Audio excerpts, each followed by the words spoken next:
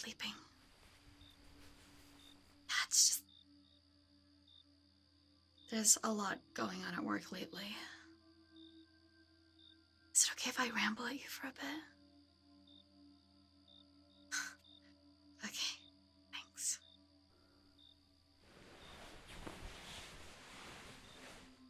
Okay, so you know how I told you that Becky keeps half-assing her reports? Yeah, she's been doing it for like weeks.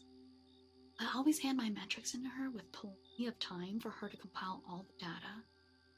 Becky consistently waits until the very last minute to put it all into the presentation for management.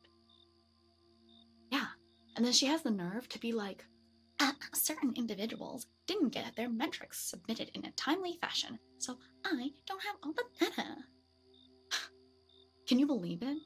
I mean, everybody knows that the only people on Becky's team are me and Simon. And Simon is basically the best employee in the company.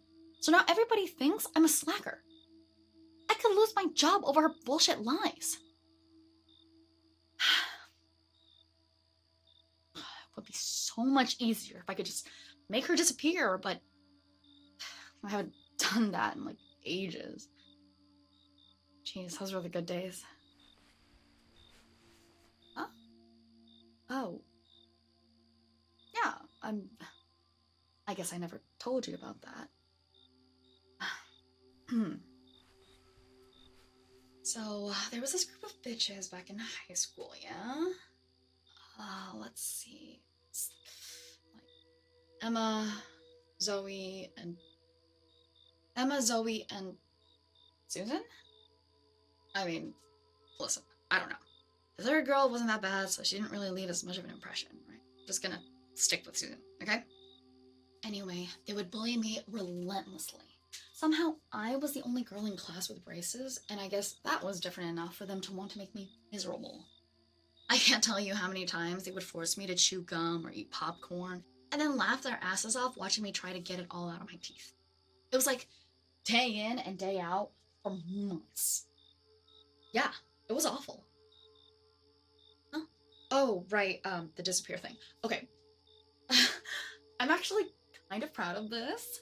So, these girls, like, didn't give a crap about me, which meant they didn't know when my birthday was. So, I just picked a day in early February, okay?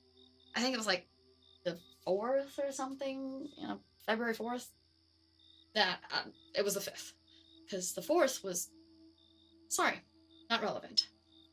Anyway, I told them that I was having a party at Jones Beach, and the whole class was invited. Because, like, who's gonna be at the beach in winter?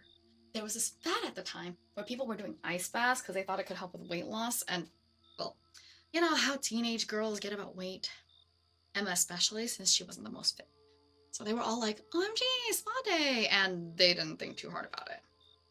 So they get there, okay? And I'm like, oh, the party's this way. And I lead them under the boardwalk, and I crack Zoe in the skull with this, like, metal bat I stole from the school's sport equipment. Oh, don't worry. They just bought some new ones, so I'm sure they didn't miss it much. But yeah, and so Susan starts screaming, but that moron didn't have the brain to run, so I just had to spin around, and bam! Another one down. Easy. Now, Emma ran, but like I said, she wasn't really in great shape. I only had to chase after her for like 10 seconds, but it took a solid 5 hits in the head before she finally stopped moving. So then Hey! You good, babe? I can hear your heart beating faster almost. Everything okay? Oh. Okay. Where was I? Right. So I dragged Emma back under the boardwalk with the others, okay? Hiding the blood was like super easy. I just had to flip over the sand a few times so it wouldn't clump up. Then I put each girl into our garbage bag, because like, in case any of them were still alive, then they'd suffocate. My god, could you imagine if any of them had gotten up? I'd have been in so much trouble with my parents, you know them. But yeah, I buried them all under the boardwalk, like right there at Jones Beach. Sure, I could probably have tossed them into the ocean, but bodies wash up on shore like all the time. Besides, if people are gonna dig in the sand, they'll do it by the water, not under some crusty, collapsing boardwalk, okay? The only real downside is that plastic bags don't decompose, but honestly, I'm not too worried about them being found. Also, I'd already tried the whole buried in a forest thing, and that was an absolute nightmare. The ground is so much harder, and it's tough to make the grave blend in with the surroundings. Oh my god. Oh my god, I'm so embarrassed just thinking about how sloppy that was. Man, I'm thinking about Marlene. Never do forget your first murder.